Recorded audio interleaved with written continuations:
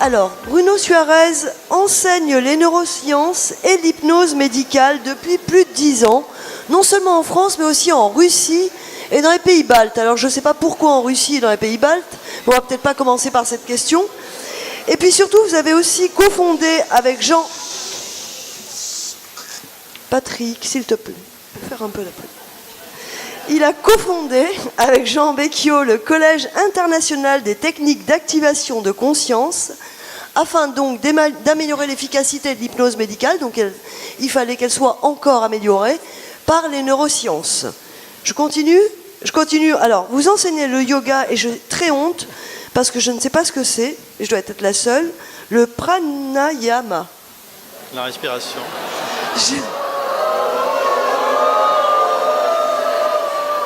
Ça a été dit 407 fois aujourd'hui, je sais, mais vous n'êtes pas de mon côté, il y a un très mauvais retour, on voit rien, enfin bref. Voilà, je savais que je prenais des risques. Mais à part ça, vous enseignez donc le yoga et le pranayama aux étudiants de la faculté de médecine de la Pitié-Salpêtrière, dans le cadre d'un programme de gestion du stress et de prévention du suicide. Je me suis un peu loupée, mais c'était très bien quand même. Allez, au revoir.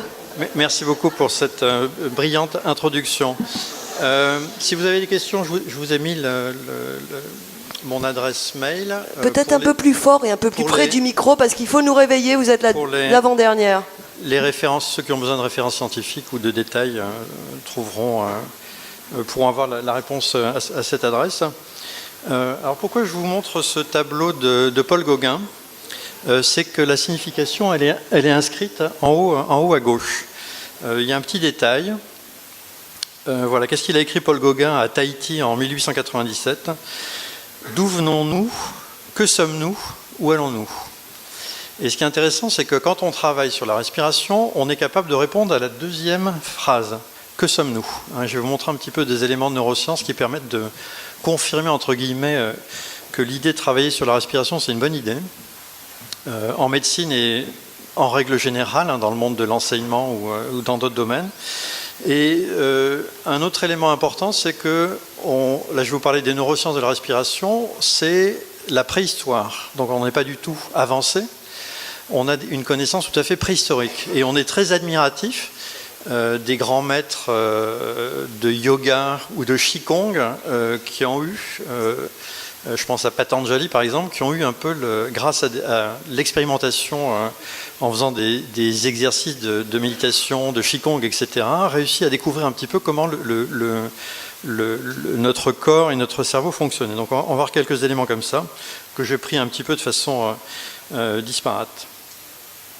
Donc si vous regardez quelqu'un qui fait de la méditation et quelqu'un qui fait de l'hypnose, vu de l'extérieur, c'est totalement inintéressant. On a l'impression que les personnes dorment. Vous voyez ? Et donc c'est ce qu'on dit un peu aux journalistes qui viennent nous voir. Vous attendez pas à du spectaculaire, nous on ne fait pas d'hypnose de cabaret. Vous allez voir ça. Mais vous voyez, ils ne dorment pas. En fait, ils ont le cerveau qui est en pleine activité. Et donc là, on commence à savoir qu'est-ce qui se passe pendant qu'on est en train de faire ça. Mais vous voyez, de l'extérieur, c'est vraiment très... et puis on a vraiment l'impression que c'est la même chose. Et maintenant, on sait, et les gens qui connaissent la méditation, qui connaissent les exercices d'hypnose, ils savent que ce n'est pas la même chose. Ça, c'est une nouveauté aussi, vous voyez, on commence à voir la méditation et le yoga dans les livres de neurosciences. Donc ça, c'est vraiment une grande avancée, je dirais. Peut-être c'est là qu'on est en train de basculer effectivement dans quelque chose d'intéressant dans les hôpitaux et les facultés de médecine. C'est qu'on a ces disciplines-là qui sont traitées dans les livres de neurosciences.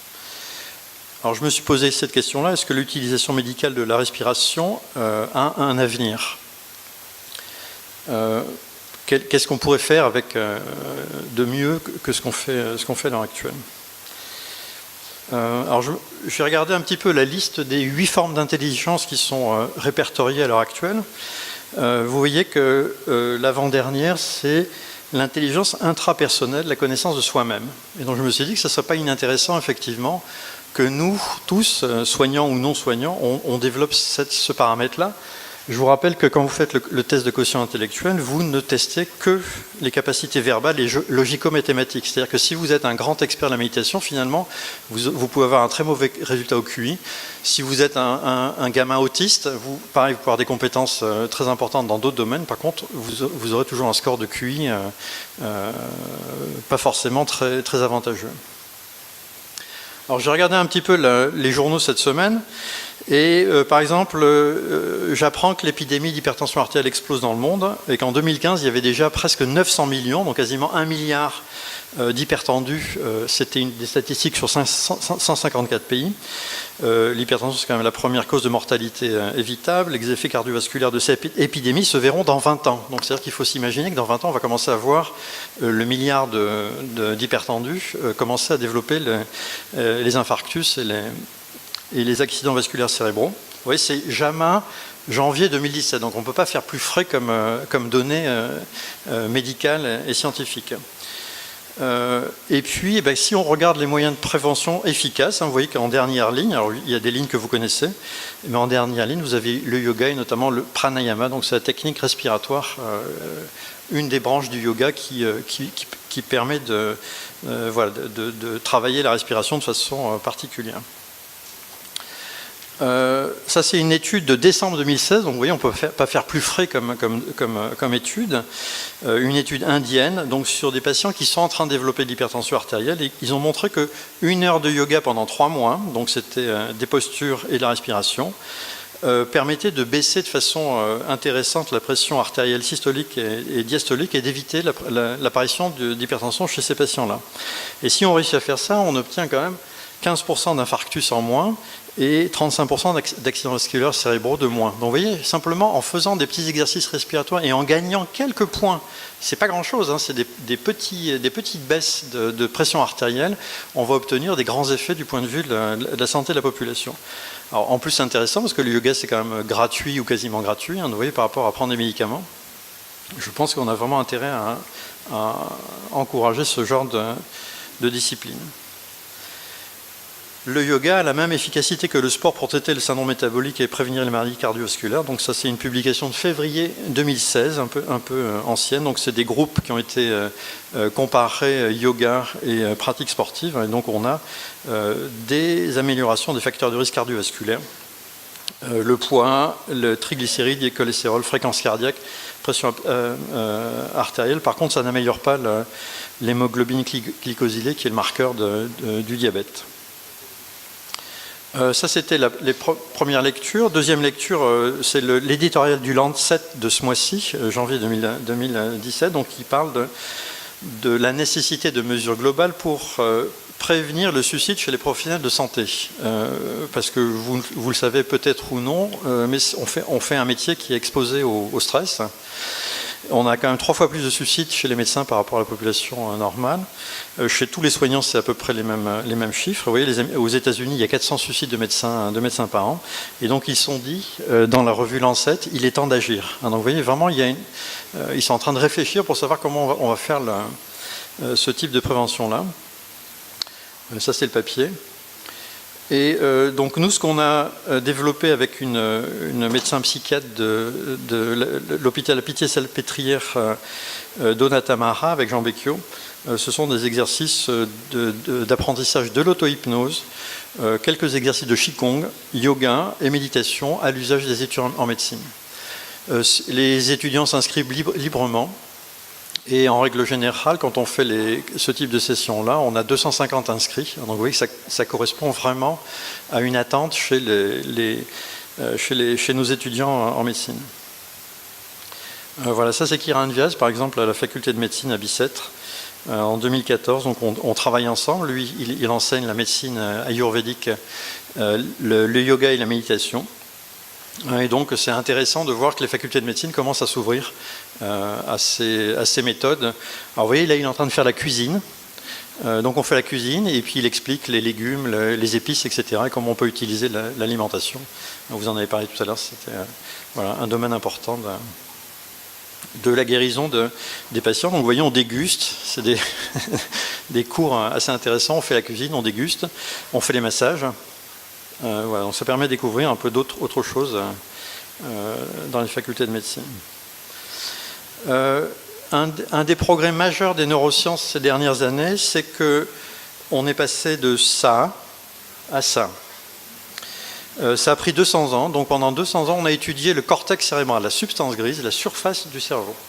Et par contre, on a négligé la substance blanche. Comment les zones cérébrales communiquent les unes avec les autres. Donc on a identifié tout un tas de zones. Alors ça, c'est la phrénologie, hein, toutes les zones sont fausses. Mais par contre, l'idée de la localisation cérébrale était intéressante. Et puis en fait, on s'est rendu compte que c'était très limitatif comme schéma. Et que parce qu'une zone cérébrale peut servir à beaucoup d'autres choses. Hein, donc il n'y a pas voilà, c'est pas aussi clair que ça. Et que quand on dessine finalement les fibres de substance blanche, on arrive à comprendre tout un tas de choses nouvelles et d'éclairer des situations neurologiques et psychiatriques auxquelles on ne comprenait rien. On comprend mieux aussi qu'est-ce que c'est que la conscience, qu'est-ce que c'est que le cerveau pendant le yoga, qu'est-ce que c'est que le cerveau pendant l'hypnose. Et donc ça s'appelle le connectome, donc c'est l'étude des fibres de substance blanche. C'est de l'IRM anatomique et de l'IRM fonctionnel. Voilà. Et nous, on a la chance de travailler avec Stanislas Dehaene, qui est un des neuroscientifiques qui connaît le mieux la conscience à l'heure actuelle. C'est au centre Neurospin à Saclay. Il n'est pas médecin, Dehaene, il n'est pas neurophysiologiste, il est mathématicien. Donc il a une façon très très intéressante d'aborder le fonctionnement du cerveau. Et on a eu la chance d'avoir sa femme qui dirige le laboratoire bébé, Ghislaine Dehaene, qui est pédiatre, et qui est venue se former à l'hypnose chez nous. Hein, et puis depuis, donc on collabore, on met au point des tests ensemble. Ils sont en train de construire et d'installer la plus grosse IRM du monde, qui n'a jamais été construite, 12 Tesla. Hein, les machines que nous on utilise, que moi j'utilise, c'est 1 Tesla, 12 fois plus puissante que les machines actuelles, pour passer des humains. Vous voyez, c'est le bonhomme, il est tout petit là, dans la machine, au centre de la machine. Voilà. Et on utilise ce schéma-là, c'est le schéma de la conscience qui a été proposé par Changeux et Dehaene en 1998. Et à chaque fois qu'on essaie d'améliorer les techniques d'hypnose, méditation, on va utiliser leur système qui s'appelle l'espace neuronal global de travail. C'est une espèce de sphère de la conscience, si vous voulez. C'est un système à 4 entrées et une seule sortie possible, la motricité. Hein, donc on en revient à la marche, à l'importance de la motricité. Le corps humain, c'est fait pour bouger. Vous savez que les gens qu'on empêche de bouger développent tout un tas de pathologies.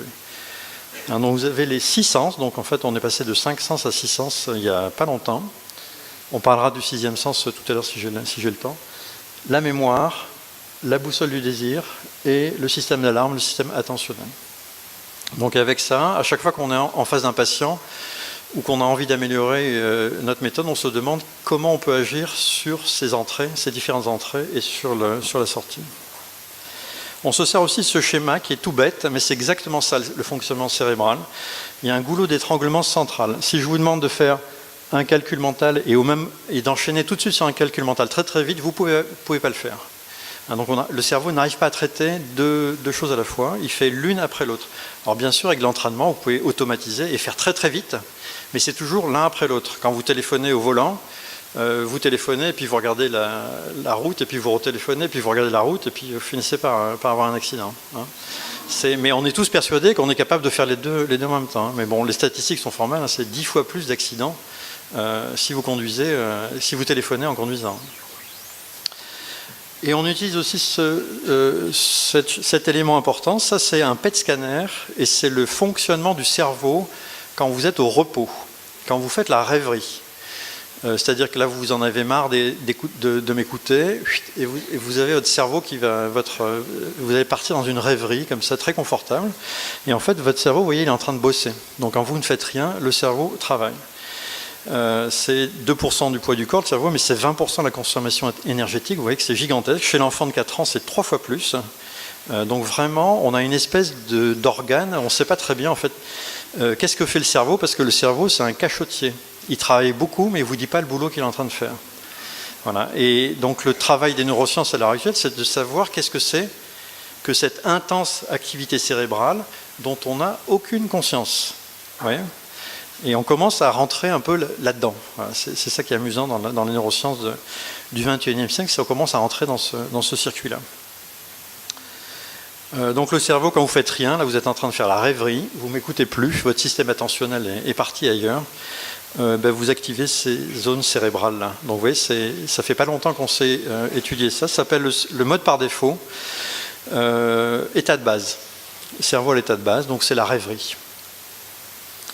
Un autre élément important dont je voulais vous parler, c'était la cartographie du neurochirurgien Penfield avec les homonculus. Est-ce que tout le monde connaît l'homonculus de Penfield? Non. Alors je vais vous montrer, vous allez voir, c'est très, très amusant. Si vous piquez la surface du cerveau avec une aiguille, vous allez vous rendre compte que telle zone, c'est la motricité de la main, telle zone, c'est la sensibilité de la bouche, etc., etc., etc. Et donc Penfield, il a fait une cartographie géniale et ça donne un espèce de petit bonhomme avec des mains gigantesques, une bouche énorme, et puis vous voyez un tout petit corps. Donc c'est ça l'homonculus de Penfield. La question, où est le muscle diaphragmatique là-dedans? Alors je me suis posé la question quand même, et alors les cartes ont été légèrement modifiées, mais en fait c'est toujours un peu la même chose. Et vous voyez que le tronc, là où se situe le diaphragme, donc c'est en plus de tous les autres muscles, intercostaux, etc., vous voyez, c'est tout petit, c'est minuscule. Et donc en fait, pour avoir conscience de son diaphragme, c'est toute une aventure. Vous voyez, c'est vraiment tous les exercices qu'on peut apprendre avec différentes techniques. Alors ça c'est nouveau, c'est comment le cœur parle au cerveau. On en a parlé tout à l'heure avec le brillant exposé du collègue cardiologue, et on commence à voir les premières cartographies cérébrales des sensations internes. Quand on reçoit des sensations internes, qu'est-ce qui va s'activer au niveau du cerveau? Eh bien, ce n'est pas le petit homonculus, c'est l'homonculus de l'insula, donc une autre région cérébrale. L'insula, c'est ici, cette région-là du cerveau. C'est une zone un petit peu enfouie du cerveau, pas facile à étudier en dehors de l'IRM. C'est activé dans les zones à forte consonance émotionnelle comme la douleur, donc ça fait partie de la matrice corticale de la douleur, l'insula. Et donc, de la même façon que vous avez l'homonculus de Penfield, vous avez l'homonculus de l'insula. Donc vous avez une représentation corporelle des émotions et des sensations internes dans la région de l'insula. Est-ce qu'on a le temps de faire un petit test de 5 minutes? Ouais. Alors, on va le faire, vous allez voir, c'est un truc marrant. C'est un test qui permet de mesurer le sens de soi. Est-ce que vous avez une bonne connaissance de vous-même? Ouais. Tout le monde? Bon, on ne le fait pas alors. Donc vous allez vous installer pour faire... pour regarder votre respiration, et puis à un moment je vous dirai de faire quelque chose de différent. D'accord? Alors vous pouvez faire ça, vous voyez, on propose ça beaucoup aux débutants. Vous mettez une main sur le thorax et vous mettez une main sur le ventre, et comme ça, ça permet d'avoir la sensation. Alors vous voyez, vous allez changer votre homonculus, parce que les mains c'est très gros, et vous allez mettre en évidence des choses que vous avez du mal à voir. Donc voilà, vous fermez les yeux, et vous pouvez simplement observer votre respiration. Et vous voyez qu'avec les mains, telles que vous les avez posées, voilà, très très bien, eh bien vous pouvez sentir le mouvement particulier de la main du haut sur le thorax et le mouvement particulier différent de la main du bas qui est posée sur le ventre. Et vous voyez peut-être que les mouvements ne sont pas les mêmes. La direction des mains n'est pas la même. Très très bien. Et si je vous demande de mesurer votre fréquence respiratoire sur 30 secondes ou 1 minute, pour vous c'est très facile. Vous pouvez mesurer votre fréquence respiratoire sur 30 secondes ou 1 minute. Et maintenant, vous allez mettre les 2 mains sur le tissu de votre vêtement, dans une position plus habituelle. Vous mettez les mains sur les cuisses, sur vos jambes, voilà, très très bien. Vous pouvez garder les yeux fermés. Et donc, ce que je vais vous demander maintenant, sans toucher quoi que ce soit, c'est de mesurer votre fréquence cardiaque. Voilà, top.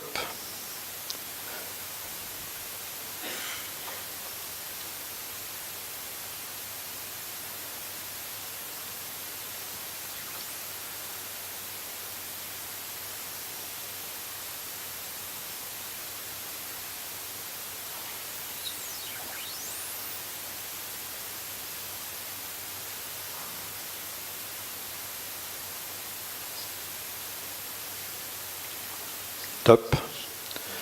Donc vous obtenez un chiffre.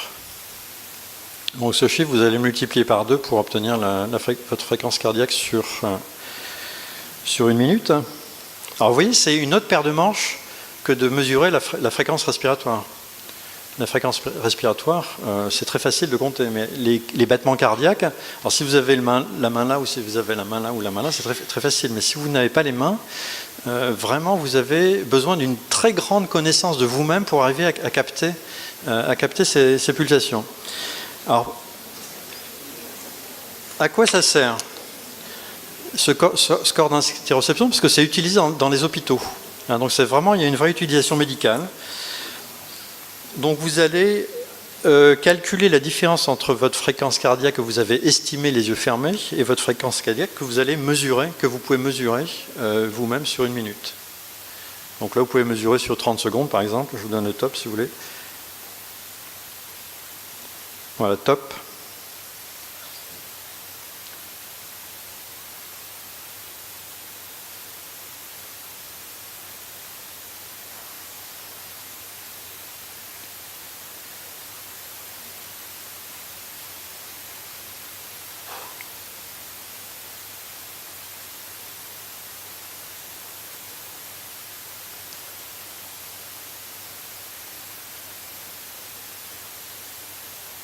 Top.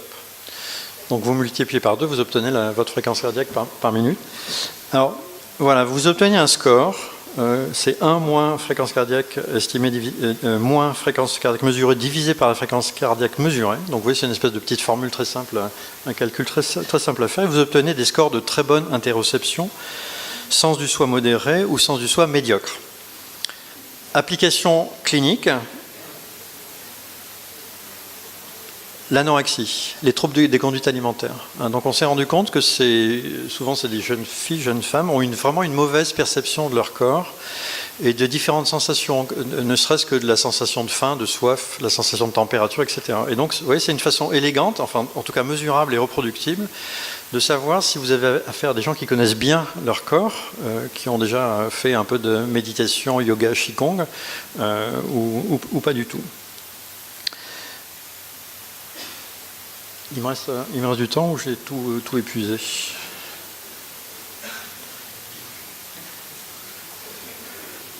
Alors on peut terminer par un petit mot sur le 6e sens. Il est apparu...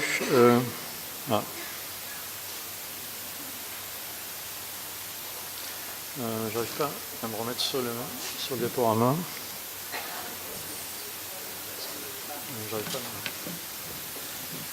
le 6e sens, ça s'appelle la proprioception, c'est la conscience de soi. Ça a été validé de façon scientifique. Donc on est passé de 5 à 6, mais on va passer de 6 à 7 bientôt. Merci. Et c'est la conscience de soi. Donc oui, c'est intéressant parce que c'est vraiment relié à tout ce qu'on est en train de faire ici. C'est relié à une zone cérébrale qui s'appelle l'aire temporopariétale et qui intègre des données visuelles, proprioceptives et vestibulaires. C'est un sens qui est tellement évident qu'on n'en a aucune conscience. C'est-à-dire que c'est le sens de la gravité terrestre, gravitation, de l'équilibre. Quand vous êtes debout, vous n'êtes pas en train de vous dire, comme Newton, tiens, je suis soumis à l'attraction terrestre. Vous voyez, à part les gens qui ont été dans l'espace, c'est très compliqué d'avoir conscience de ce phénomène-là.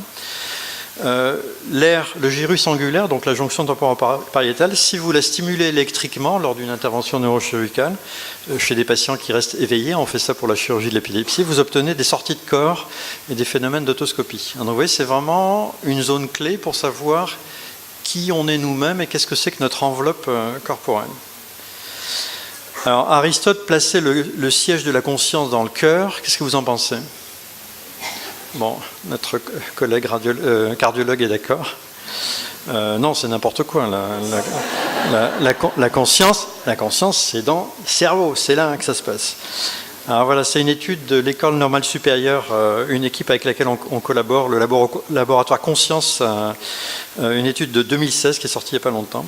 Et donc en fait, le sentiment de soi est totalement corrélé à la perception de la fréquence cardiaque. Et donc à chaque fois que vous êtes conscient que vous respirez et que votre cœur bat, vous êtes conscient d'être vous-même. Donc c'est vraiment un des piliers fondamentaux. Et c'est la première fois qu'on a une équipe qui montre ça. on le suspectait, hein, depuis Aristote, on se doutait qu'il y avait un lien fort comme ça entre le cœur et le cerveau, et que le cœur nourrissait d'informations le cerveau. Et là, c'est la première fois qu'on a la preuve de comment ça marche, cette espèce de axe cœur-cerveau, hein, qui va totalement dans le sens de votre exposé. Donc voilà. Je vous remercie pour votre attention.